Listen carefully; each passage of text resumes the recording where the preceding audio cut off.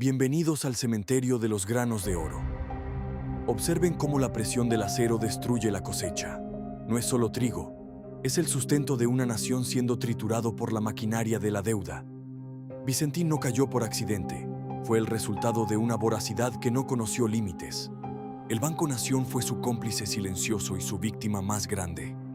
Mientras las cuentas se vaciaban en la oscuridad, los créditos fluían como un río interminable hacia el abismo de una empresa que ya estaba muerta por dentro, sostenida únicamente por el prestigio de un apellido que hoy huele a traición. Una firma en Buenos Aires podía decidir el precio del pan en todo un continente. Pero en las sombras de las oficinas de Avellaneda, el capital se transformaba en deudas impagables, ocultando un desfalco de $1.500 millones que dejó a miles de productores en la ruina absoluta y el olvido. El brindis de los directivos fue con el sabor amargo de la quiebra inminente. Mientras celebraban una solvencia inexistente, el dinero de los agricultores volaba hacia cuentas offshore, transformando el sudor de la tierra en el combustible de una huida desesperada hacia la impunidad total de los mercados globales. El balance contable de Vicentín era una obra de ficción magistral. Maquillaron las pérdidas como quien maquilla a un cadáver antes del entierro, disfrazando el agujero negro financiero con activos fantasmales y proyecciones de exportación que solo existían en las mentes febriles de quienes ya habían planeado el gran saqueo. Los trajes de seda y los gemelos de oro no pudieron ocultar el sudor del pánico. Cuando la cadena de pagos se rompió, el gigante del agro se convirtió en un paria financiero, revelando que su éxito no era más que un esquema de complicidad política y negligencia criminal que duró décadas. Cerraron las puertas de las plantas procesadoras, pero no pudieron silenciar el grito de los trabajadores traicionados. Lo que alguna vez fue el orgullo industrial de una región, hoy es un monumento al óxido y a la soberbia de una élite que prefirió el vaciamiento antes que la rendición ética. Una sola mentira fue suficiente para contaminar todo el sistema alimentario. Vicentín demostró que, en el juego del poder, la comida es solo una moneda de cambio más, una herramienta para el chantaje político y el enriquecimiento ilícito de quienes se creen más grandes que la soberanía nacional. Estos elevadores de granos, vacíos y oscuros, son las lápidas de una era de impunidad. Donde antes hubo movimiento y progreso, ahora solo queda el eco de las deudas y la desolación de un sector que descubrió que su mayor representante era, en realidad, su depredador más insaciable y calculador. La transparencia en las cuentas fue la primera víctima del colapso. Cerraron los libros bajo el pretexto del secreto comercial, ocultando el hecho de que el gigante estaba en quiebra técnica mucho antes de pedir el último crédito, en un acto de irresponsabilidad que puso en riesgo la estabilidad del país. El tiempo se detuvo para la familia Vicentín el día que la intervención estatal se volvió una realidad ineludible. Ese reloj de lujo ya no marcaba las horas de éxito, sino el inicio de una persecución judicial que expondría cómo el capital público fue utilizado para financiar lujos privados y ambiciones políticas desmedidas. La palabra incumplimiento se convirtió en la marca de fuego de su legado. Dejaron de pagar a quienes los alimentaron, traicionando el pacto básico de la confianza agraria. El gigante del grano resultó tener pies de barro, desmoronándose bajo el peso de una deuda que superaba cualquier lógica productiva o comercial. En las sombras de estas reuniones secretas se decidió el destino de miles de familias.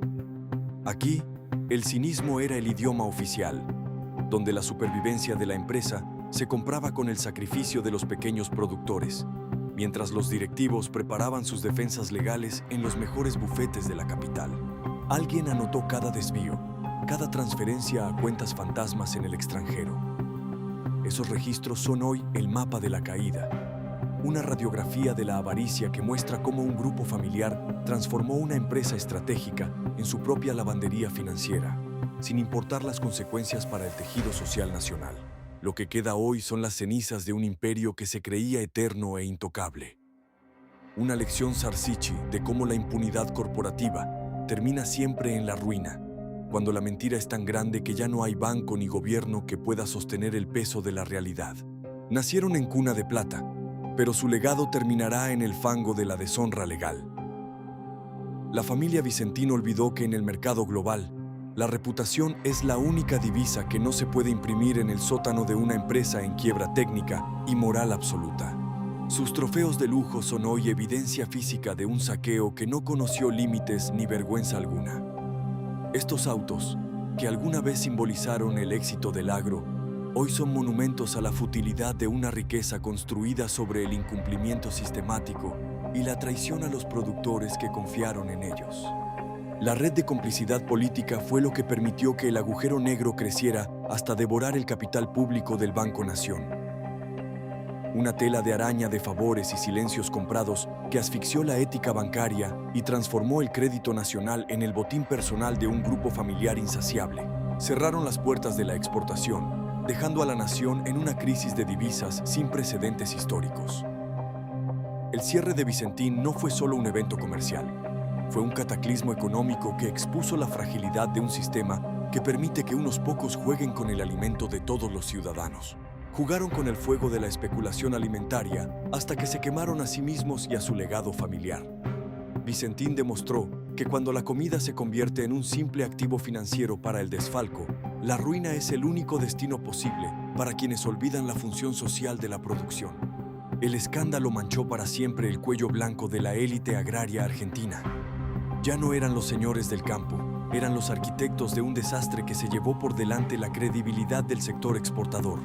Una herida que tardará décadas en cicatrizar bajo la mirada atenta de la justicia internacional. El silencio de este mercado es el grito de los productores que lo perdieron todo en la gran estafa.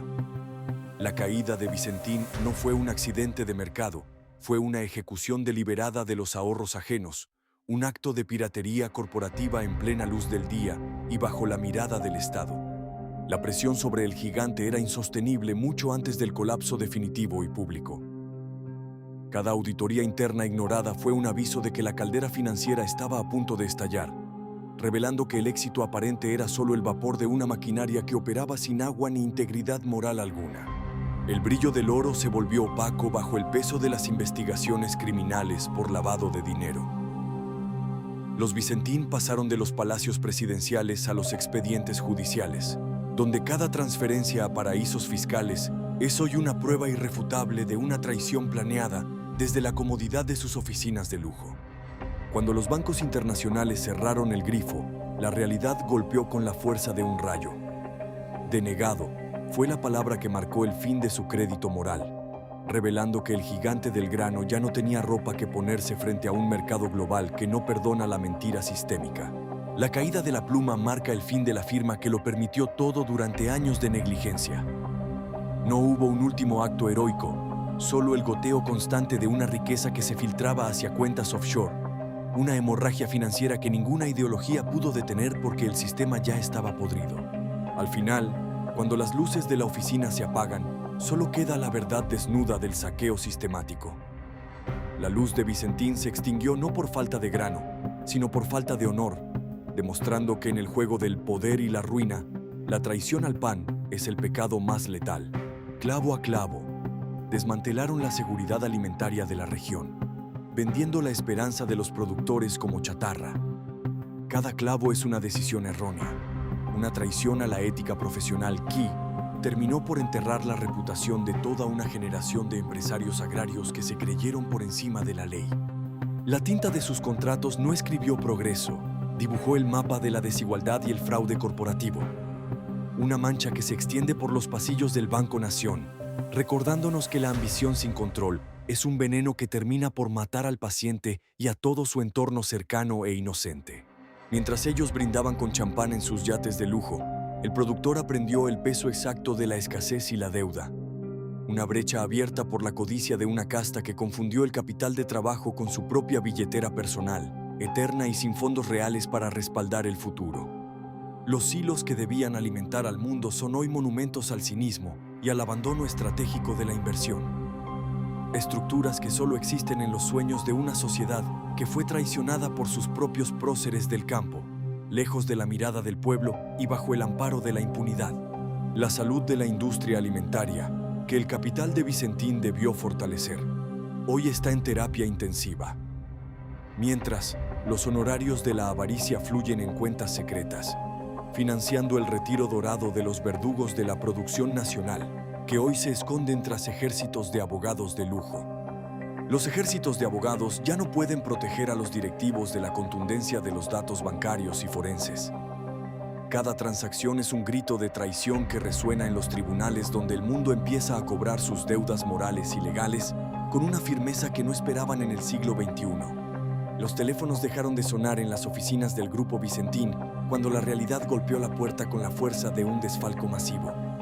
Ya no hay riqueza que repartir, solo el eco de una impunidad que se vendió al mejor postor en el mercado negro de las influencias políticas caídas. Jugaron con el fuego de la deuda externa hasta que se quemaron a sí mismos y a su reputación internacional. Vicentín demostró que en el juego del capital, el único pecado imperdonable es creerse más grande que el sistema que te permite operar y prosperar bajo las reglas básicas del honor comercial. La bandera de la soberanía alimentaria yace en el barro de los fraudes corporativos planeados en la sombra, manchada por la ambición de quienes confundieron el patrimonio nacional con el botín personal de un grupo que hoy hereda solo deudas y el desprecio de un pueblo que se siente estafado. El destino final de este imperio es el desierto del olvido legal y moral, un paisaje de ruinas y promesas rotas. Donde antes hubo sueños de grandeza, hoy solo queda el silencio de quienes movieron los hilos del dinero público, mientras el papel que debió proteger sus secretos se vuelve su propia tumba. En los servidores incautados duermen los secretos de cómo se desvió la riqueza de la nación argentina hacia cuentas privadas. Códigos que hoy son la evidencia de una traición grabada en silicio, una huella digital que la justicia seguirá hasta que no quede ningún rincón donde esconder la deshonra financiera. Al final, cuando las luces de la oficina se apagan y los contratos se vuelven cenizas, solo queda la verdad desnuda. Una ambición que terminó por devorar a sus propios hijos en el fuego purificador de una justicia que, tarde o temprano, llega para todos los que olvidan el valor del pan y el honor. Porque en el silencio absoluto de esta morgue financiera, la tragedia del gigante sigue goteando como una burla constante al destino, donde el rastro de la deuda pende como la soga de una nación entera que todavía busca respuestas en la oscuridad total de la ruina sistémica.